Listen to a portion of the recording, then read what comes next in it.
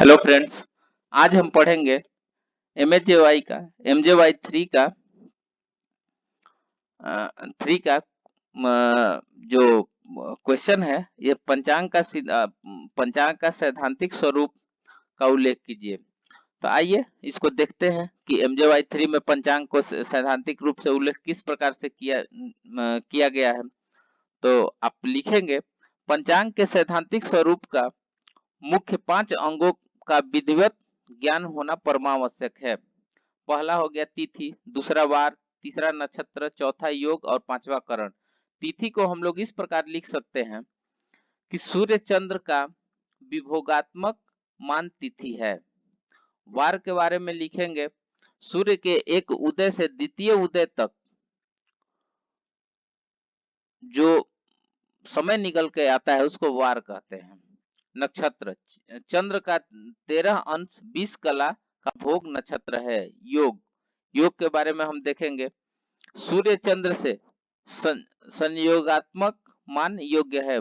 5 हो गया करण, सूर्य चंद्र का परस्पर वियोगात्मक योग अर्ध विभाग मान करण है। तिथि एवं वार का सैद्धांतिक स्वरूप। तिथि, चंद्रमा अपने विमंडल से स्वगाती से चलता हुआ जिस समय सूर्य के सन्निकट पहुंच जाता है तब वह अमावस्या तिथि होती है। अर्थात अमावस्या तिथि के दिन सूर्य एवं चंद्रमा दोनों अपने अपने मार्गों में घूमते हुए जब 12 अंश का अंतर उत्पन्न होता है तो उसी को तिथि कहा जाता है। सूर्य सिद्धांत ग्रह में भी तिथि को सैद्धांतिक रूप से इस प्रकार परिभाषित किया गया है, जैसे अमावस्या को सूर्य चंद्रमा के राशि अंश कला विकला आदि समान हो जाते हैं। फिर चंद्रमा सूर्य को छोड़कर प्रतिदिन पूर्व दिशा में 12 अंश बढ़ता है, उतनी देर में एक तिथि होती है। इसका गणितीय पक्ष है, आप लोग इसको देख लीजिएगा, बाकी इधर करने लगेंगे तो बहुत टाइम चला जाएगा। नेक्स्ट देखते हैं, तिथि के घटयात्मक मान का अनुपात करने पर यदि चंद्र सूर्य गयांतर में 60 घटी हो तो भुगतांश या भोग्यांश में क्या होगा। तो ये दिया हुआ है, इसका कैलकुलेशन आप लोग इसको कैलकुलेशन को अच्छे से इसको पढ़ के देख लीजिएगा। आइए अब नेक्स्ट चलते हैं, तिथि की उत्पत्ति। तिथि की उत्पत्ति कैसे हुई। एक माह में कुल 30 तिथियां होती है। इनका परिभ्रमण काल अंश 360 अंश में पूर्ण होता है। अतः एक तिथि इक्वल्स टू 360 भागे 30 इक्वल्स टू 12 डिग्री। अब तिथि क्षय के बारे में जानेंगे। जिस तिथि में 2 सूर्योदय हो उसे क्षय तिथि कहते हैं। तिथि वृद्धि, जब एक तिथि में 2 सूर्योदय हो तथा तिथि भोग 3 दिवस में पूर्ण दिन का स्पर्श वर्तमान दिन में पूर्ण हो, अहोरात्र 60 घटी अर्थात 24 घंटे तक का तथा तीसरे दिन द्वितीय सूर्योदय के बाद भी कुछ समय तक रहे तो उसे तिथि वृद्धि कहते हैं। शुद्ध दिन, जिस तिथि में केवल एक सूर्योदय हो, मध्यम तिथि 60 घटी से छोटी होती है, धर्मशास्त्रीय हस्ती से तिथ्यारंभ तथा अवसान के काल भेद से व्रत पर्व उत्सव जयंती प्रभृति के लिए अनेक प्रकार के विचार होते हैं। आइए वार को देखते हैं। पंचांग का दूसरा प्रमुख अंग वार है। ज्योतिषीय परिभाषा में एक सूर्योदय से दूसरे सूर्योदय के मध्यवर्ती काल को वार कहते हैं। व्री धातु में द्वय प्रत्यय लगने से वार शब्द बनता है। सूर्य सिद्धांत द्वारा रात्रयर्ध से वार प्रवृत्ति की स्वीकृति ने एक व्यापक गणितीय सरलता को जन्म दिया है। वार प्रवृत्ति प्रायगते छपार्धमधिके भवेत। वार संख्या क्या होता है इसके बारे में जानते हैं। सावन मान अर्थात पृथ्वी के दिन के अनुसार 7 वार होते हैं। अतः सावन मानेन वारा सप्त प्रकृतिता। सावन दिन का अर्थ है अपने क्षितिज का दिन। वार क्रम का सिद्धांत, यद्यपि यह ब्रह्मांड अनंत काल परिमाण तक फैला है, फिर भी हम जिस सौरमंडल में हैं उसमें प्रमुख रूप से 7 वार स्थित होता है। आइए नेक्स्ट चलते हैं, नक्षत्र एवं योग का संवैधानिक स्वरूप। नक्षत्र, चंद्रमा का नक्षत्रों में प्रयुक्त मान परिभ्रमण ही दैनिक चंद्र नक्षत्र कहलाता है। 12 राशियों को 27 नक्षत्रों में बांटा गया है। पूर्णिमा में चंद्रमा के परिभ्रमण से विशेष नक्षत्र पर ही मासों के नक्षत्र मिप्रायिक नामकरण सकारण है। पूर्णिमा को चंद्रमा चित्रा नक्षत्र के निकट से या चित्रा पुंज होकर गमन करे तो वह चैत्र मास कहलाता है। इस प्रकार विशाखा के ऊपर परिभ्रमण करे तो वैशाख मास एवं फाल्गुनी के ऊपर परिभ्रमण करने पर फाल्गुन मास कहलाता है। प्रत्येक ग्रह के मार्ग के हिसाब से 800 कला का एक नक्षत्र होता है। नक्षत्रों का वर्गीकरण। नक्षत्रों का वर्गीकरण दो प्रकार से मिलता है। प्रथम प्राप्त वर्णन उनके मुखानुसार है, जिसमें ऊर्ध्वमुख, अधोमुख एवं तिर्यक मिलता है। इस प्रकार 3 वर्गीकरण है।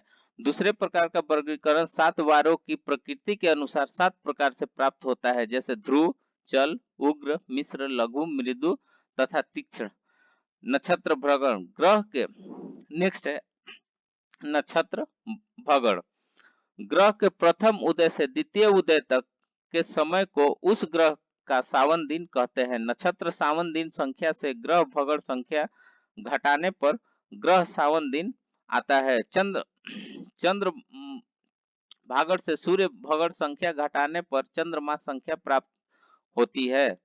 नक्षत्र साधन। आकाश में निरयण में शादी बिंदु से राशि वृत्त, क्रांति वृत्त से तुल्य 27 नक्षत्रों में यदि 12 राशि कला 12 इंटू 30 इंटू 60 21600 कला मिलती है तो एक नक्षत्र में कितनी कला का अनुपात से 800 कला इक्वल्स टू एक नक्षत्र की भोग कला।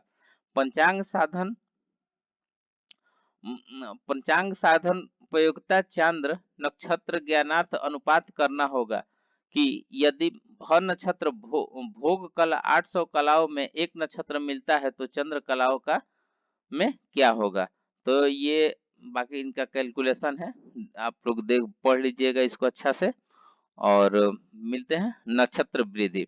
जब किसी नक्षत्र में 2 सूर्योदय हो तो उसे नक्षत्र वृद्धि कहते हैं। नक्षत्र क्षय। जिस नक्षत्र में सूर्योदय नहीं हो उसे नक्षत्र क्षय कहते हैं। योग। सूर्य चंद्रमा के योग से दोनों दैनिक भोग का योग 800 कला होने पर एक योग होता है। कुल 27 योग होते हैं। वशिष्ठ संहिता में इन 27 योगों का नाम इस प्रकार से श्लोकबद्ध किया गया है। ये 27 नाम है जो आप लोग इसको कर लेंगे अच्छा से। अब नेक्स्ट आइए योग साधन। सूर्य तथा चंद्रमा के स्पष्ट रस्यादि को जोड़कर उनकी कला बनाकर 800 से भाग देने पर गत योगों की संख्या प्राप्त होती है। शेष यह ज्ञात होता है कि वर्तमान योग की कितनी कला बीत गई। यदि शेष को 800 कला में से घटा दिया जाए तो यह ज्ञात होगा कि वर्तमान योग की कितनी कला शेष है।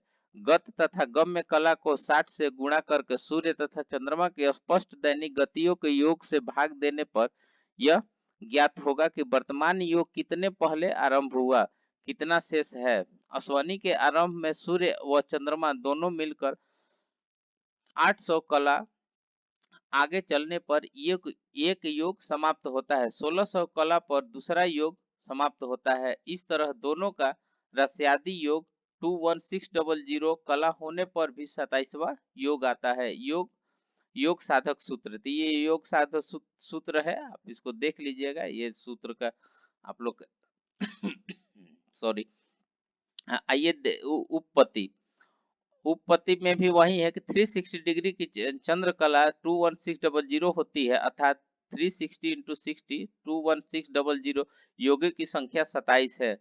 अतः चंद्र कला में 27 को भाग देने पे 800 कला होती है। यही 800 कला स्थिरांक के रूप में है। तो इस प्रकार हमने MJY 3 में ये चैप्टर का हमने अच्छे ये इसको समराइज करके लिखा है, जो आप लोग इसको लिख सकते हैं अच्छे से। और लिखने के बाद इसमें इसको याद ही कर लीजिए, क्योंकि ये बहुत इंपॉर्टेंट क्वेश्चन है। पंचांग का सिद्धांतिक स्वरूप और कैसे पंचांग काम करता है इस पे बताया गया है। तो बस आज के लिए इतना ही, फिर मिलते हैं नेक्स्ट वीडियो में। धन्यवाद।